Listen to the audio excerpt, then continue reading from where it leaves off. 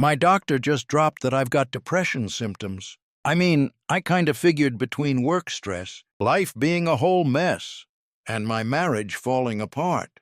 But what can I even do? Anyone else in the same boat? Right now, 1 in 4 adults feel completely alone, and that number keeps growing. Studies show that isolation increases your risk of heart disease by a staggering 29%. And when it comes to stroke, that risk jumps up by about 32%. But here's the thing that nobody seems to be talking about right now. You cut people off from your life, and somehow you've never felt more at peace. So what the hell is actually going on with you right now? My name is Jimmy, and let me tell you something really important here. The truth is, you weren't always like this, not even close. There was a time when you were the most reliable person in any room. You were the friend who picked up at 2 a.m. when everyone else was asleep. The family member who always kept the peace when things started getting ugly. The partner who absorbed everyone's problems like you were some kind of emotional sponge. You were always the one people called when their entire life fell apart. And you answered every single time without fail. Every time they called, you listened to the exact same complaints over and over again from them. You gave the same advice repeatedly, and they never took any of it. You watched them ignore everything you said and then come back anyway again. And then one day, something inside of you shifted completely, and finally, you didn't pick up the phone when they called, and nothing bad happened. And guess what happened after that moment? What actually happened to you? The world didn't end. Nothing collapsed. Everything kept going just fine. It actually got quieter. And that quiet felt like a gift to you. Now here's what I really need you to understand about all of this. That moment when you stopped answering wasn't weakness.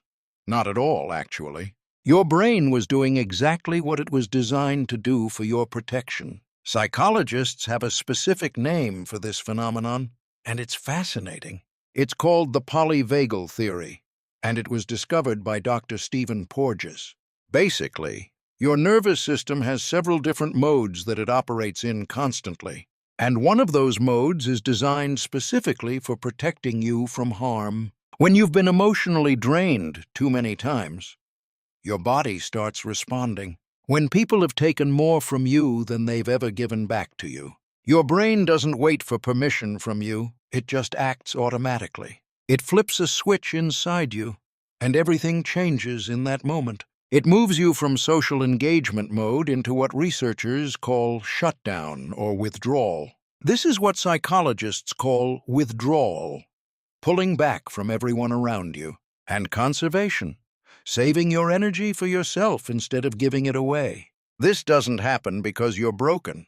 It's actually the exact opposite. Your nervous system is doing its job, protecting your energy like it's a finite resource, which, by the way, your emotional energy absolutely is a finite resource. But here's the real question that you need to be asking yourself now. Where did your nervous system learn that people were a threat in the first place? For a lot of us, the answer goes back much further than we'd like to admit. Maybe you grew up reading The Room before you could even read books as a child, scanning your parents' faces the moment they walked through the door every single day, learning that someone's mood could shift the entire atmosphere of your home in seconds. Psychologist Murray Bowen called this pattern emotional cutoff, and it's very real. It's what happens when a child learns that closeness always comes with a cost. That love and unpredictability were always a package deal in your early life, so you adapted to survive in that environment because you had no choice. You became the one who could sense tension before anyone even spoke a word, the one who learned that the safest place to be was often completely alone. And now, as an adult, that same pattern shows up every time someone gets too close. But here's the thing you need to understand about all of this. It's not a flaw in who you are. It's something completely different. It's a blueprint your younger self drew just to survive in that environment. Now, this is where things get really complicated, so pay close attention. There's a real difference between protecting yourself and building walls that keep everyone out. Let me be completely honest with you about what I've learned about this. Not all cutting off is created equal. Some is healthy and some is not. The CDC reports that prolonged social isolation increases heart disease risk by 29%. And your risk of stroke goes up by about 32% from isolation. It's not just emotional damage you're dealing with. It's physical damage, too. But here's what they don't tell you about all of these statistics, though. Being surrounded by the wrong people can be just as damaging to your health. So how do you know the difference between healthy isolation and harmful walls? It's actually pretty simple when you really think about it carefully. Walls block everyone from getting in, with no exceptions at all, ever. The good people, the bad people, and the uncertain ones all get blocked. Walls are built from fear, and they keep everything out without discrimination. Boundaries are selective. They let the right people in while keeping others out. Boundaries are built from self-awareness and understanding of what you need. If you cut someone off and felt relief afterward, that's important data. If you cut someone off and felt peace afterward, that's not isolation at all. That's protection.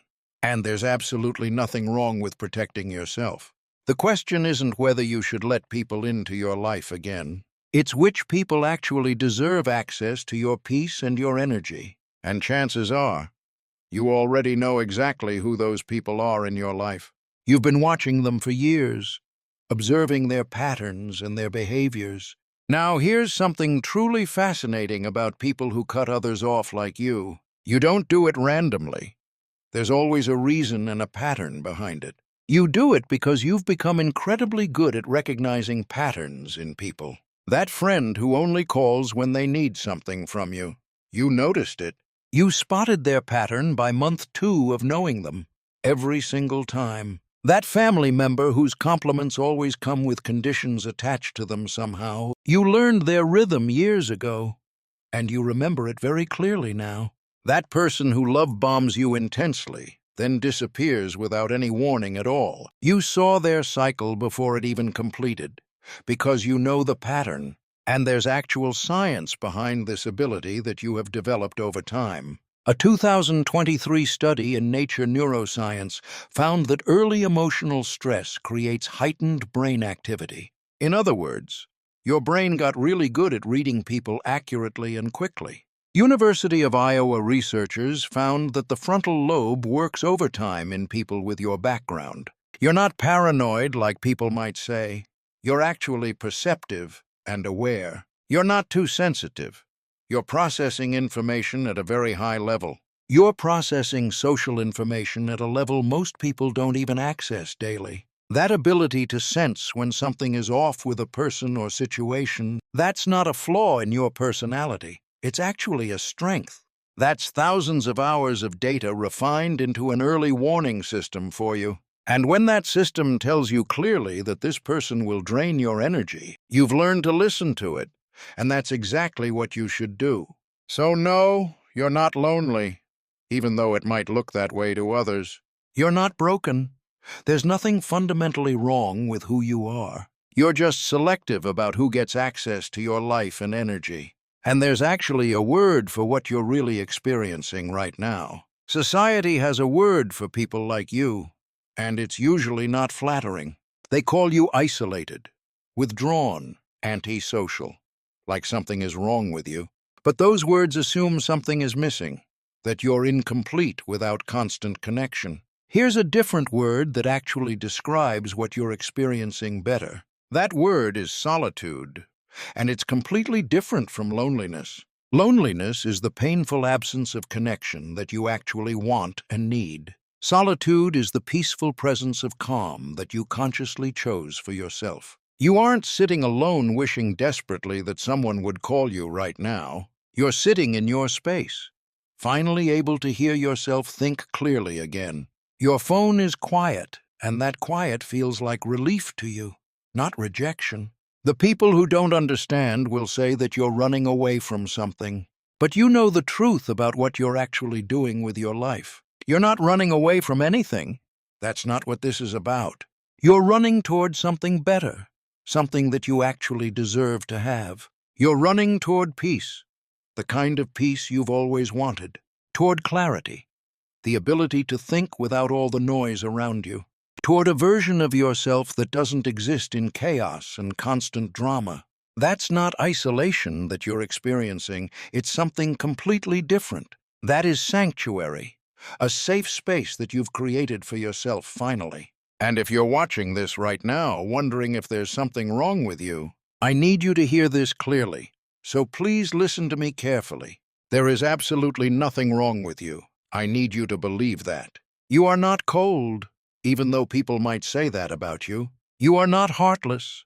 You actually care deeply about the right people. You are not incapable of love. You just protect it more carefully. You're someone who learned the hard way that not everyone deserves your energy. And instead of letting that painful lesson make you bitter and resentful, you made a choice about how you were going to live your life. You chose to protect your peace above everything else. And that's okay. You chose to guard your energy and be selective about who receives it. You chose to build a life that feels gentle instead of chaotic and draining. That's not weakness, even though some people might try to tell you that. That is one of the quietly fiercest things a person can ever do. And if you're wondering where you go from here, what the next step is, it's actually simpler than you think. So don't overcomplicate it for yourself. Harvard ran a study on happiness for 75 years, and they found one thing. It's not about how many people you have in your life at any time. It's about having the right ones, the people who actually matter to you. So if your circle is small, but it's full of people who actually see you, you're not doing it wrong. You're actually doing it exactly right. You're doing it right, and you should feel good about that choice. Now, I gotta ask you something important before you go from this video. That last person you cut off from your life, do you actually regret it? Or do you just wish that you had done it much sooner than you did? Drop your answer in the comments below. I really want to hear from you. I read every single one of them, so please share your experience. Protect your peace, because you deserve it more than you know.